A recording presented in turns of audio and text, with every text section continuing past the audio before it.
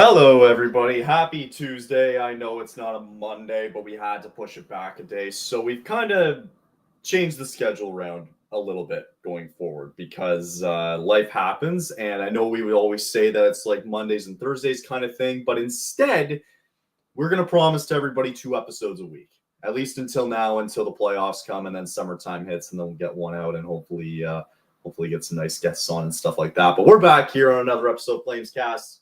It's Kyle. Neil's still relaxing. He's coming back from his trip, letting him do his thing. It's all good. Just myself today, nursing a bit of an injury from last night. I'll get to that in a minute. Stupid story, but getting excited for Flames road trip coming up. I'm sure we're all kind of excited about it. And, after watching the game on Sunday, it was an important 2 points. We'll obviously get into that a little bit, and then obviously going into tonight's game against Washington is it's going to be a big one as it starts this massive 6-game road trip.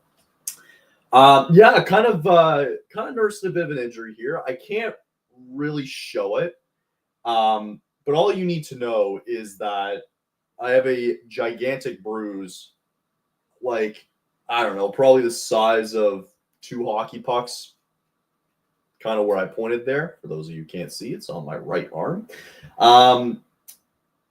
Here's what happened. So playing pickup last night, and for the most part, the pace is pretty good. I am by far not one of the better guys on the ice. Just not the case. I'm not. I'm a house league guy through and through. I simply just want to go out, have a great chat with some of the guys, go out, play, go home, right? And for the most part, it's good. It's good hockey, right? Last night, this was the first time I've played in 2 to 3 weeks because I was on vacation and all that fun stuff. So I come back, right? We get on the ice. Last person to come on the ice. If you picture Jaromir Jagr with blonde hair, and this guy looked like a KHL All-Star.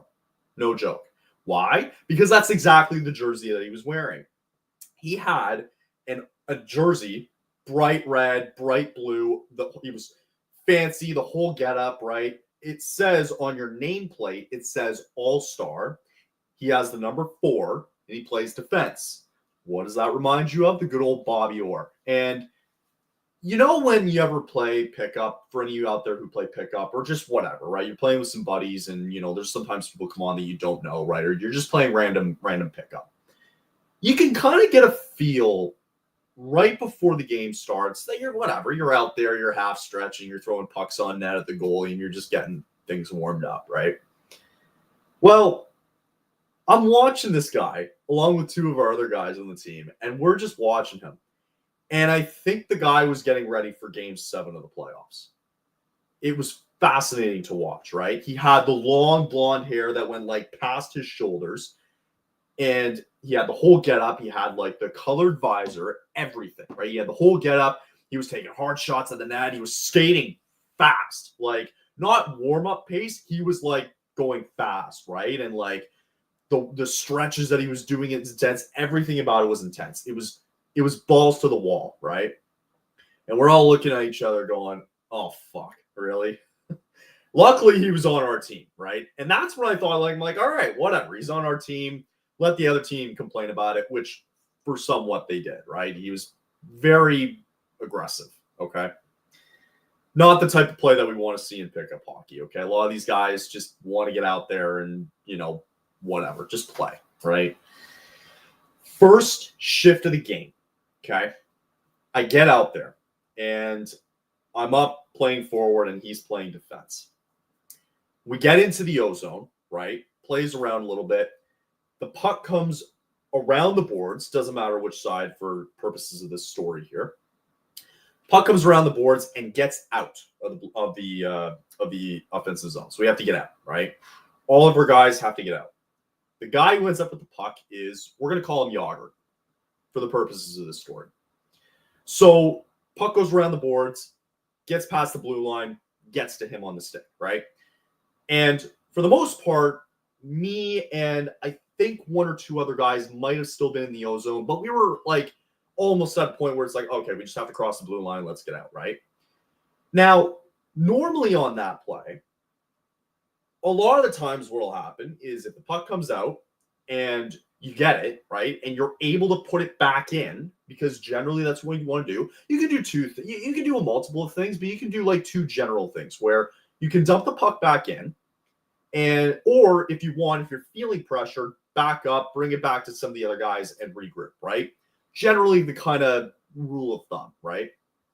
So if you picture it, and I'm trying to explain this the best I can, the puck's along the boards and it comes out to this guy just past the blue line. Again, we all have to retreat, right?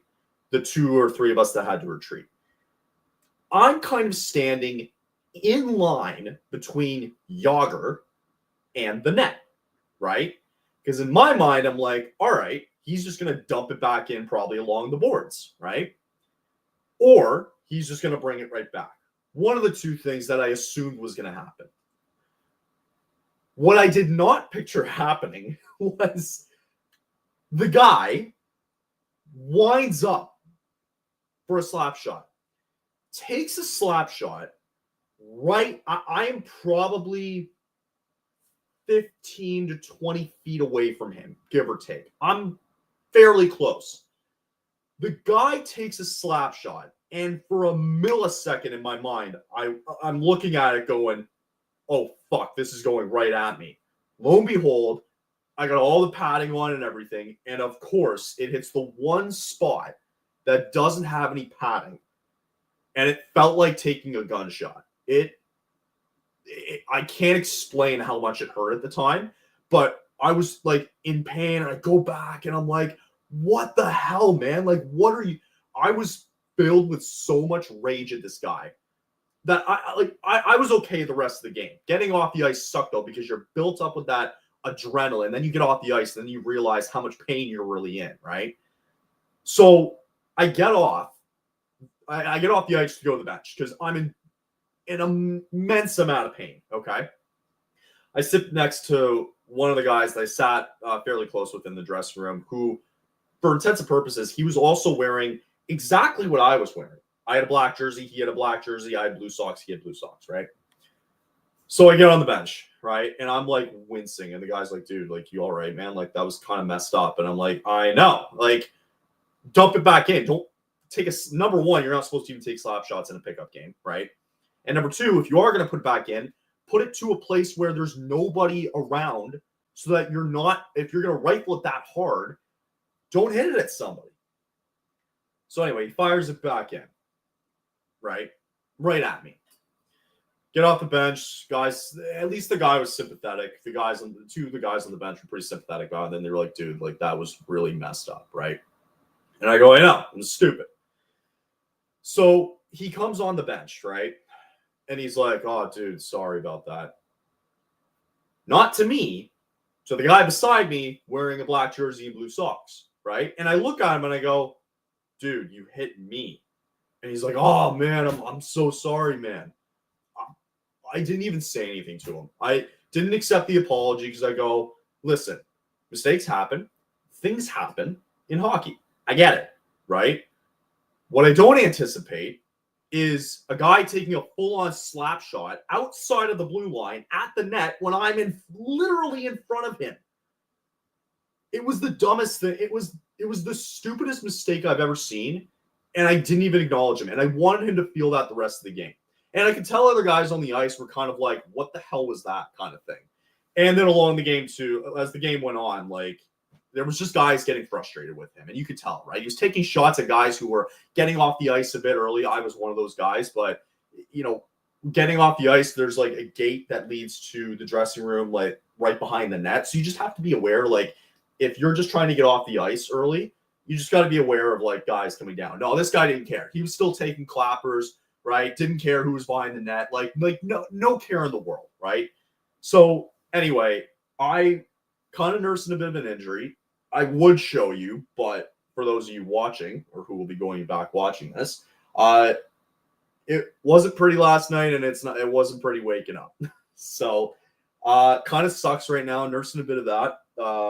Just wanted to rant a little bit. So moral of the story is, if you're that guy, don't be that guy, is the moral of the story here. So just wanted to say that, you're playing pickup. Don't be one of those guys that plays like an NHL superstar. It's not worth it because other guys aren't going to appreciate it because nobody's at that skill level like guys like me.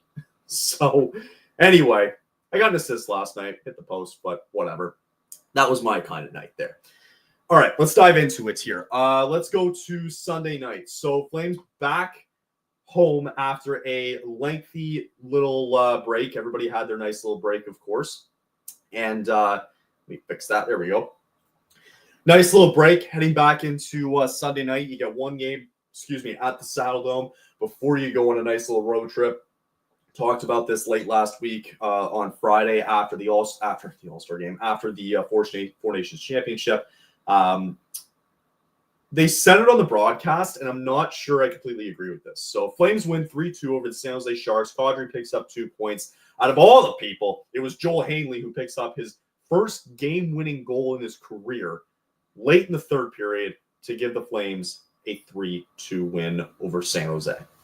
So they mentioned it in the broadcast at the end where they were like, good teams find a way to win when they have an off night.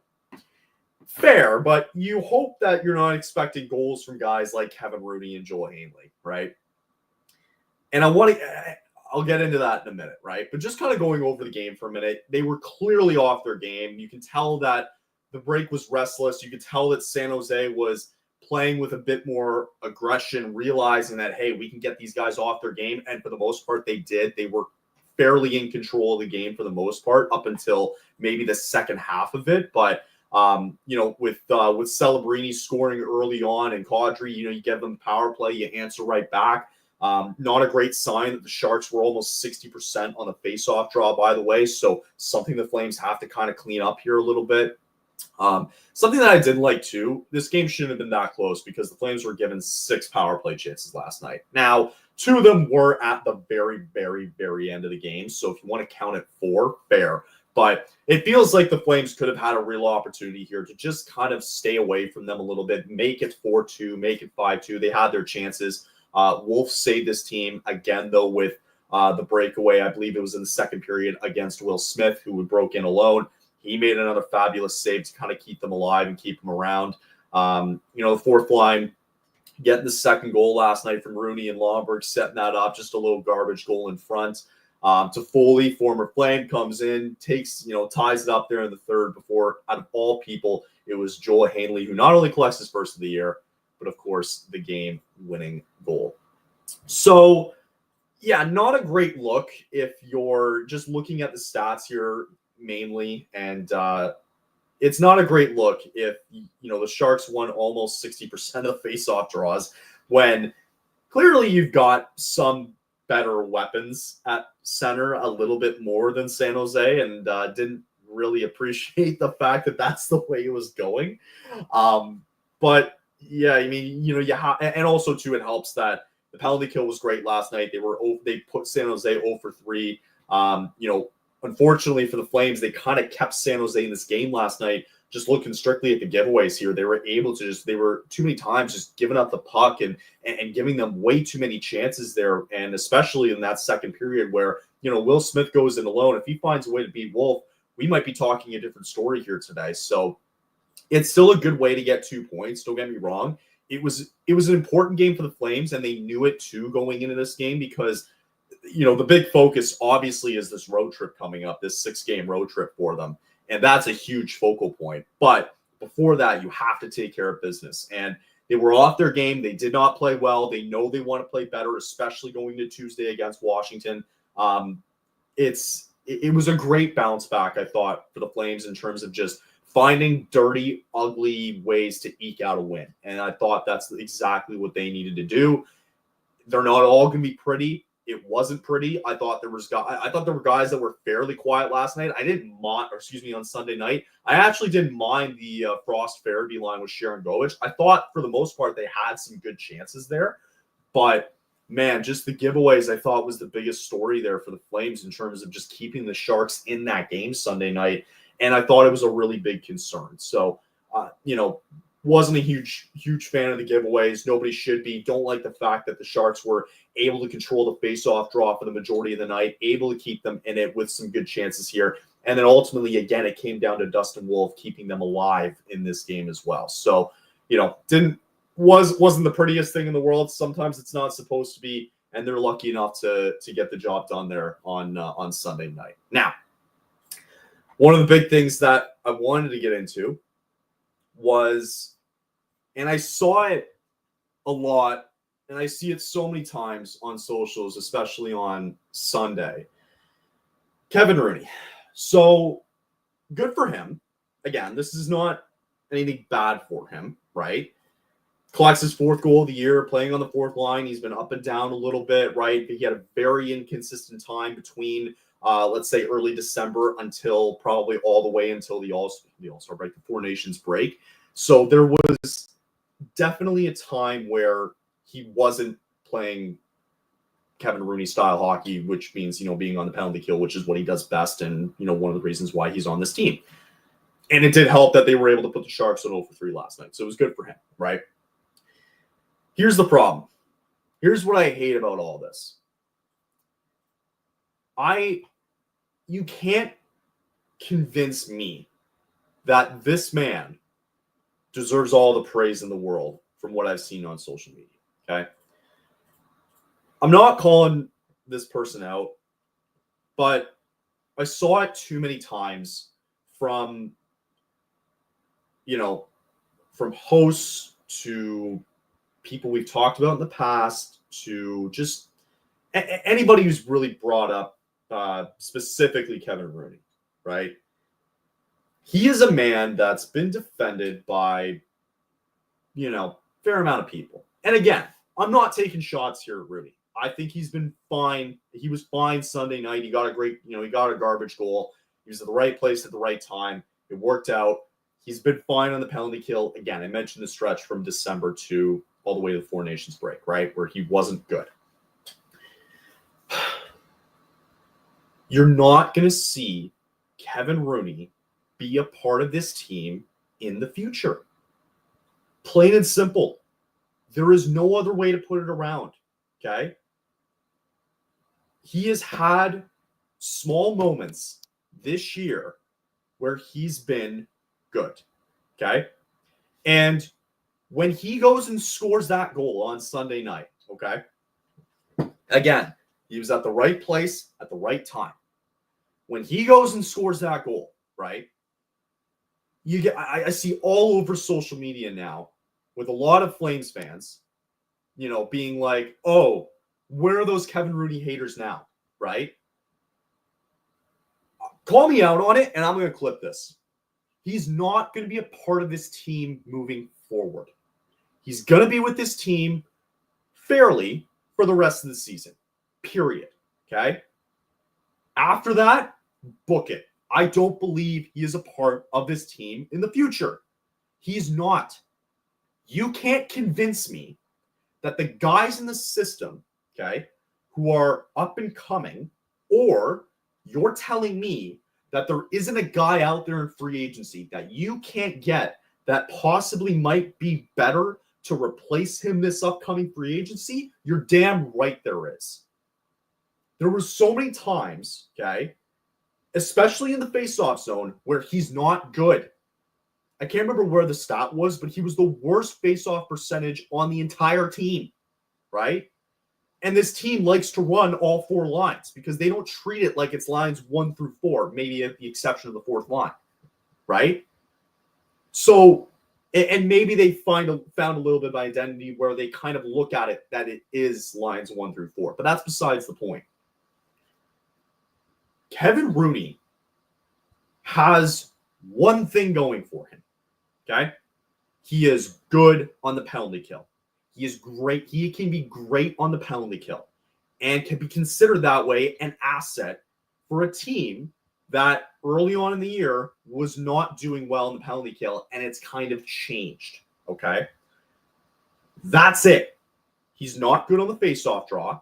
He's not a guy that you're leaning towards to go out and score goals, okay? So you want to call me one of those haters? I'll be at the top of that list. I'm okay with that. Call me out for it. He's going to be on this team for the rest of the season. There is no doubt about it. He's not moving from this team at the deadline. He's staying.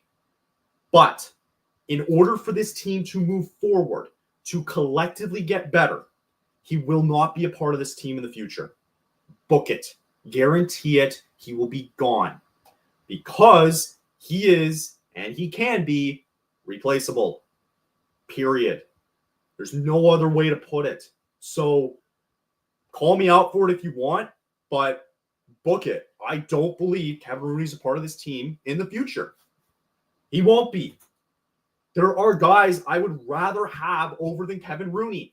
The fact that we have to have this conversation makes zero sense. It doesn't make sense. So unless I see otherwise, unless we're proven otherwise, that he can be a valuable member for this team or for himself, frankly, then we should not be having this conversation. Okay? Again, he's a great penalty killer. Don't get me wrong. He is great for that. But in all other aspects, from everything that we've seen this entire season, right? Especially from that window between December to before the All-Star break, the Four Nations break, he was not good. He wasn't. He frankly just wasn't good. And there are guys I would prefer to see Rory, because with Kevin, you know what you're getting out of him. I talked about it with Neil beforehand. We talked about this issue before because he was part of New Jersey. And I had to ask him before he came on as a Flame, what are we going to get from Kevin Rooney? What type of player is he? How can he make an impact on this team? And Neil said it. He said he was a penalty killer. He's a good penalty killer. And that's it. And that's exactly what we've been seeing from him. So you're telling me there aren't other guys that you can't replace that might be a little bit more productive, you think, than Kevin Rooney? The stupid thing is, with the whole thing about it, is what shocks me is the amount of people that are defending him, right? As if he's like a core central piece to this team. It makes no sense. I don't get it. I don't understand it. It makes zero sense. So I just wanted to bring that out there, bring it to the forefocus that this man does not belong on this team in the future. He doesn't.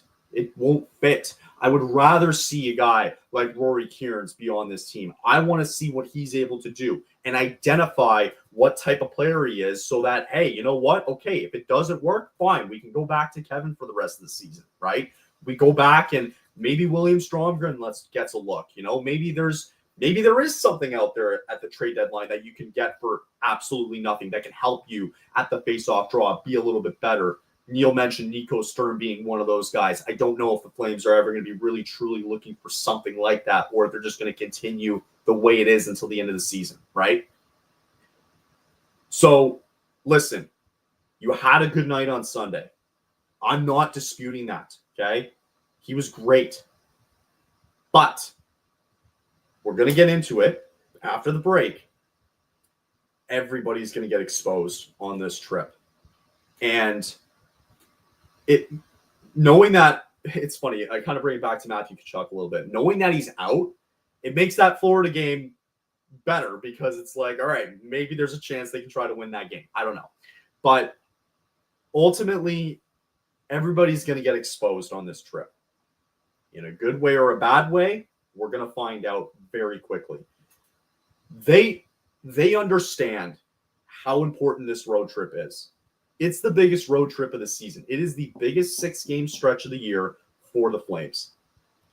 And we're going to learn everything about them. We're going to learn everything about the future of this team in the next 6 games.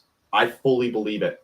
I think we're going to see a lot of it. There's still going to be a lot of games left. Don't get me wrong. This team still has to come home. They still have to play Vancouver. You still have to play some good divisional games coming up. You still got to play LA. You still got to play the Anaheims, the San Jose's, the Vegases of the world. They still have big games to come. Don't get me wrong. But everybody's going to get exposed on this upcoming trip because of the difficulty of these environments and the difficulty of the schedule itself. So, with that, let's take a breather. Let's take a pause. Let's get to an ad read. We'll come back. We'll get everybody set for tonight's game against Washington. It might not feel like it. Middle of the NHL season, rolling right before the playoffs here, of course. But once that's all said and done, it's golf season, baby. Spring's right around the corner. Know how you can tell? The golfers are hitting the links, and we have some tournaments to talk about. Of course we do. I'm a golf guy. I'm a big tournament guy. If it isn't for hockey, I'm also a big golf guy. I don't mind talking about it at all. And if you do want more than just talk, put your money where your mouth is. Get it all on the tee to green action with DraftKings Sportsbook. From Thursday's opening round through the closing round Sunday, DraftKings Sportsbook has you covered with tournament props, live betting odds, boosts, and so much more. If you've never bet on golf before, it's easier than you think. Just pick something simple like your golfer to win the tourney and make your pick. It's just that easy. I know the Masters is coming up. I know that's one that I like to put down $5 or $10 at a time. Do I think Scheffler's going to win this year? I don't know. He might be good. Does Rory finally win a major? I don't know. But there's lots of options to choose from. Here's something special for first-timers as well. New DraftKings customers bet $5 to get $150 in bonus bets instantly. You can download the DraftKings Sportsbook app now and use code THPN. That's code THPN for new customers to get $150 in bonus bets when you bet just $5. Only on DraftKings. The crown is yours. All right, let's get everybody set. We got some game notes going into tonight. Like I just said before we jumped into Sunday's little recap, we got a road trip coming up, folks, and it all starts tonight as the Flames head into Washington to take on the number one team in the NHL in the Washington Capitals. The pursuit for Alex Ovechkin and Gretzky's goal record will continue tonight. He is 13 goals away, and because of the goaltending situation, it could get better for these Washington Capitals. So it was confirmed today that Daniel Vladar will be in net tonight for the Calgary Flames. He's going to get the nod after Dustin Wolf just played on Sunday night. Fair enough. They want to split it up a little bit on the road trip. And we'll talk about Daniel Vladar afterwards, and once we kind of get through this. Kevin Ball is going to return after 9 games. He's going to be set up alongside, I believe, Rasmus Anderson. I believe the odd man out tonight, they haven't confirmed it yet. It's either going to be Jake Bean or Danielle Miramanoff, as you're going to see Ball slotted in with Anderson. Joel Hanley's going to stay in there with Mackenzie Weegar. And then you're going to see Braden Bahal, again, either being Miramanoff or Jake Bean will be the odd man out tonight. The belief is that it's going to be Daniel Miramanoff who will be the odd man out. So we discussed why it's an important road trip starting tonight, because the team is under 500 on the road this year.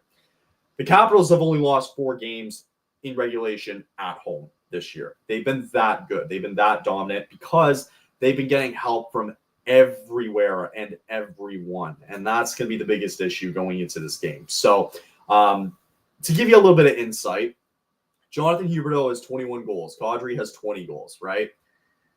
I can probably, just by looking at this sheet here, I see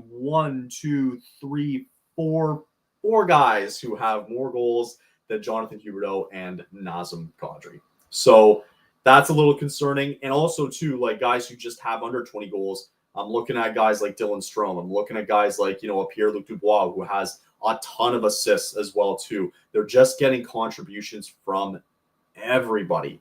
The one guy that I don't see on this list, maybe it's because I haven't scrolled down that far enough, but let's find out here, is there he is, on Andrew Mangiapane, who, if you look back on that trade, guys, the fact that we got a second-round pick out of him is pretty good, because the guy has 20 points this year. He's got 11 goals. He's got 9 assists. By the end of it all, Andrew Mangiapane might get close to 20 goals this year. So we'll see what happens. But overall, it's going to be a really, really difficult night tonight. I believe that Logan Thompson will get the nod as well, too, for the Washington Capitals.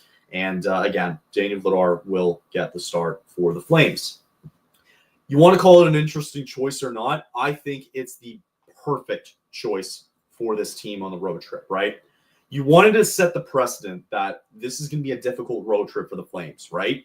Why not, after Dustin Wolf started there on Sunday, Vladar, listen, hasn't been the greatest year for you. You're 7-10-5, and you've got an over 3 goals against average, right? Why don't you turn it around tonight against the best team in the league? I like it. I actually don't hate it. The fact that it is a big road trip, you want to make sure that still everybody's healthy in terms of your two goaltenders, that you're not getting burnout, right? I like the fact that Wolf played on Sunday. I think that I mentioned it before, where in those type of games, when you're playing teams like the San Jose's and the Chicagos of the world right now, you need to get those 2 points. And I thought Dustin Wolf came in and was the biggest reasons why the Flames ended up winning that game on Sunday, and they got the 2 points, right? So I think what they're going to try and do, whether it be back and forth now going forward, where the Flames will slot in Vladar tonight. I believe, if I'm not mistaken, they're down in Florida this week. I believe that's the case. They're going to be down in Tampa on Thursday. They're going to play Florida on the weekend. They actually have a back-to-back where they have Florida on Saturday and then Carolina on Sunday. So the way that I envision it, and I think this is going to be the way to go, guys. And I don't think it really isn't that surprising. I kind of like it in terms of just making sure that you're getting the most out of your goaltenders. You had Wolf start on Sunday. You wanted to get the 2 points because you're playing the worst team in the league. You got it. Wasn't pretty, but you got it. Throw in Vladar tonight. You got a game in Tampa Thursday in which I think it can be winnable. I think they can win that game, right? And then you have to go into Saturday. I imagine that Vladar, it didn't really matter. Take your pick your poison, because you have Florida and Carolina on a back-to-back. So pick your poison, whether it be Vladar starting on Saturday or Wolf starting on Saturday. I don't think it really matters. I'd like to see Dustin Wolf play this Florida trip. I'd like to see him play both games. I'd like to see him play. He's going to get the start against Tampa Bay on Thursday. And I think he is probably going to get the start on Saturday. So I don't mind throwing Daniel Vladar against the bigger teams here, like the Washingtons of the world and like the Carolinas of the world. Because you're going into these games against those two teams going, well, we're probably not going to be favored going in, right? So why not throw in Daniel Vladar and see what happens? He might have a good night. Who knows? All I know is that I remember back in, I believe it was late November, right, where the Flames had a 4-game road trip, and at the time it was, not a very good Ottawa team who turned it around. It was Detroit, not a good team. They turned it around, Columbus and Pittsburgh, and they ended up losing all 4 games, right? They got 2 points or whatever because of the overtime losses. So for everybody assuming that it could go the other way, I caution you that this team frankly does play better up to their competition. So, everybody looking at this road trip being like, man, they're going to get killed. I think I don't see it that way. I think if they come out of this road trip with 3 wins, if you can come out of this with 3 wins and go 500 and escape this road trip, these next 6 games at the very least, because you have to go to Philly and then you go to Dallas. I'm not even looking at that Dallas game yet. I know it's a 7-game road trip, but I look at it as like the 6 Eastern road trip. I look at it in these next 6 games. If you can win 3 of them, that's a massive success. I think that's a huge success for this team. I mentioned it last week on the pod. I think it's massive, right? And I think it sets the precedent tonight, because if you can get, and it's important, right? Think about it. You get an upset win tonight in Washington, it sets the tone for the rest of the road trip going, well, why can't we go in to all these places and win? I don't like their chances in Carolina. Don't get me wrong. I actually don't hate their chances against Tampa Bay and the Panthers. I don't hate them.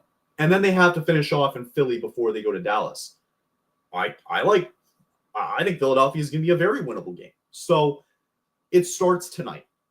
I think it's important to set the tone tonight. And if you can come out of here with 2 points, any way, form, or fashion, it would be such an amazing start to this road trip, because the confidence is all of a sudden sky high going, yeah, we got the mojo now, and we're going into Florida, and we can go into Carolina, and we can set the tone, right? So it's important in that stance there, but also, too, even if you're just making this a game tonight, because you are throwing Daniel Vladar in, who has an above 3 goals against average, right? Who doesn't have the best save percentage in the world. I believe it's like 880 in that ballpark. if you're able to go in and if you're able to set the tone and just be in it, right? You don't have to go out there and win it, but even if they escape with a point tonight, that's okay too, because that tells them that we can compete with these guys. We can compete with the big names here, the big dogs as of right now. So, you want to call Washington a scapegoat. They would have tailed off a long time ago, man. They're here to stay, and I think they're ready to go. So it's a big one tonight. It's important. I think that my prediction for tonight is I think they can hang around tonight. I think it's going to be very difficult, especially from my understanding. I'll take a quick look here that Logan Thompson, I think, if Lindgren gets the start, even better, right? You might say, like, hey, maybe they might have a chance here. But no, it's going to be Logan Thompson starting tonight for the Capitals. Again, it is going to be Daniel Vladar here. Injuries, let's just check in here real quick. No Sonny Milano, no TJ Oshie tonight for the Capitals. Again, both of them are on LTIR, so that was not surprising there. But everything about this game says the Capitals should win. No problem. Handle their business. I think the Flames can match it. I think the Flames can be right there. They knew it too when they had him in the Saddledome earlier this year. They gave up an empty netter, and it was a 2-1 game. You're in their barn. They've done it before, and they can do it again. So it sets the tone tonight for the rest of this road trip. And I think and then if you look at the opposite end, if they get slaughtered, then there's going to be a lot of questions going into Thursday's matchup against Tampa Bay, and then obviously on Saturday against Florida and going forward. So yeah, that's gonna be the difference, folks. It's gonna be it's a big game tonight. You wanna set the tone early on this road trip, and they have to find a way. So that's gonna be it for me. I'll let you know if a bruise on my arm decides to completely mess up my entire arm. I don't think that'll be the case, but screw you to that guy and Jaromir Jagr looking mother effer on last night at pickup hockey. And hope everybody gets a chance to watch the game tonight. Let me know your thoughts about tonight's game when you guys watch it back. And in terms of the next episode, again, going forward, we used to do Monday to Thursday, but now it's just because it's been getting busy and it's going to get busier that we're just going to give you guys 2 episodes a week. I don't know when they're going to be, but we know there's going to be 2 episodes a week, and we're going to try and get it to you as best as possible. And then hopefully we'll get to a more consistent schedule, but you can be assured that we're going to have 2 episodes for at least the remainder of the year, go before we head into the off season. So that's going to be it for me today. I believe we will probably talk to you guys. I'm thinking Friday as of right now. I'm thinking Friday. So if not Thursday, we'll see you Friday. Regardless, we'll see you all later this week. Hope everybody's having a good week so far. I know it's Tuesday. I don't know about you, but I had the ucky feeling of Monday blues yesterday where everything just sucked. But it's Tuesday. We'll get through the day, and hopefully we will see you all later this week. And looking forward to another good weekend coming up. So enjoy everybody's rest of the day here on this beautiful Tuesday. I will have this up in the next hour or so, and we will see you all at some point this week. So hope everybody has a great day, and we'll chat soon again. Later.